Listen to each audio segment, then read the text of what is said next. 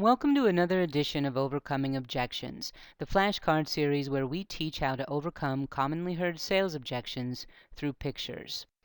One of the questions we hear a lot is when a new person is trying to set an appointment or offer their product or service, or even recruiting in network marketing companies, they frequently hear, I need to check with my, and you can fill in the blank with anything you want, from a spouse to a partner to an owner of a business. What trainers ask us is this: is there a way to shortcut the learning curve and consistently train new people how to move past this objection?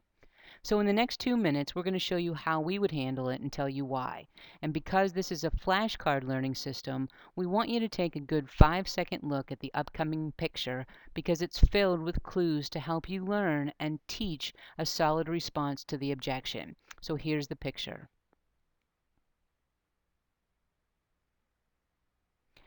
This is the response we would teach. Fantastic. 2 heads are almost always better than 1. And just to clarify my thinking, is there any aspect of our business that you think you and your wife might see differently? Well, why don't we set up a time for the 3 of us to get together? Would Tuesday or Wednesday be better for the 2 of you? Great. Then I'll look forward to seeing you both next Tuesday. Okay, so let's break this down. First, when a prospect says, I want to check with my wife, most of the time it's a good thing. A second opinion or perspective is a sign of interest, and we want to reinforce that interest.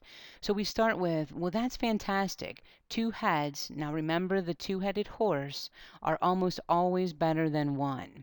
Next, and this is the $64,000 question, is there any aspect of our business you think you and your wife might see differently?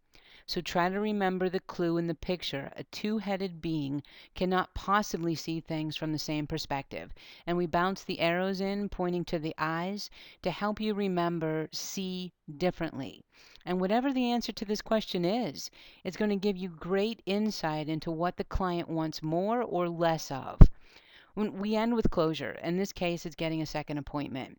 And we need to learn this part too, because if we don't take ownership of the follow-up, it's unlikely that it's ever going to occur. So the next time the client says, I need to check with my wife, remember the picture of the 2-headed horse with the arrow pointing to the eyes. Each would see differently. And if we're able to get a glimpse of that second perspective, we'll get more opportunities to get in front of the decision makers, and more opportunities to build relationships, and more opportunities to help others discover something of value. If you think this could help, give it a try this week. And thanks so much for watching.